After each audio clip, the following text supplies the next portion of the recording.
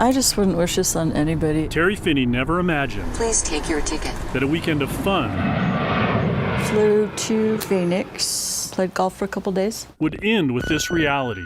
While she was gone, 2 thieves stole her Audi, driving it out of Denver International Airport. It's way worse than I ever expected that a stolen car would feel. The next day, the thieves returned with her car, loading it with stuff they stole from other cars. It's such a violation.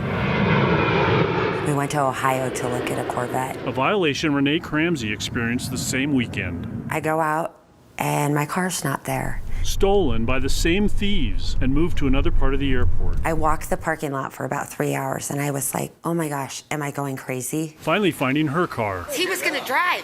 and the thieves. They were getting ready to pull out with my car. There's a bunch of yelling going on and then they squeal the tires, go out of the airport. The police arrived too late to grab the suspects, who fled in Finney's Audi, but detectives were onto them. Yeah, this is going to be part of a pattern. A pattern Get down on the ground now. broken days later. Get on the ground now. You're under arrest for motor vehicle theft. Partners You come out of that car slow, hands high. headed to jail. Cease, we got 2 in custody. Dezirae Moyer and Jordan Eull were already suspected of stealing 5 cars. A judge set bond for each of them at $2,000. The same day, they walked out of jail. It makes me sick. That first bust didn't slow down Eull and Moyer. Over the next year, they were linked to 6 more car thefts. The cases went up in almost led the nation per capita in auto theft. Auto thefts are big news, and here's why. Consider Colorado. While our population is up close to 16% over the last decade, auto thefts are up 223%. To the point where, on average, every day, basically 100 cars are stolen. I just feel like there's some problems with our judicial system. The day they stole that pickup, Eull was still free on bond while his cases were pending.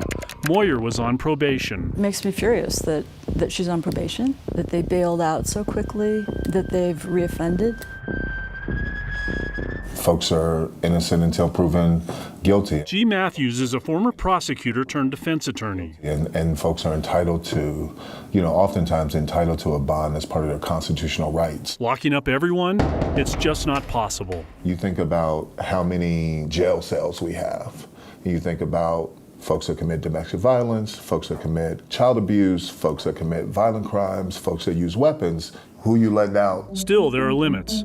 Eull reached his at Park Meadows driving yet another stolen car, carrying a wallet and credit card stolen in a car break-in. But as he wandered the mall with a buddy, using that stolen plastic, credit card alerts and a chip in the wallet led the owner to Eull. And they just started grabbing me and ripping me on the ground. Eull claimed that moments before fleeing, his buddy handed him the wallet and credit cards. You grabbed the wrong person. But the police weren't buying it. Bro, you got his cards in your wallet.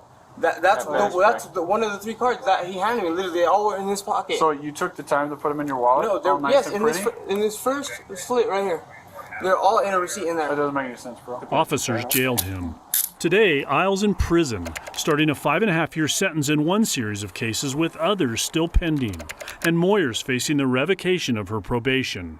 It makes me really sad. I mean, they're super young. 21-year-olds should be living life, going to college, getting jobs, playing sports, drinking beer on weekends, not stealing cars. We need to look at the punishment for that because I feel like there's maybe just not enough deterrent.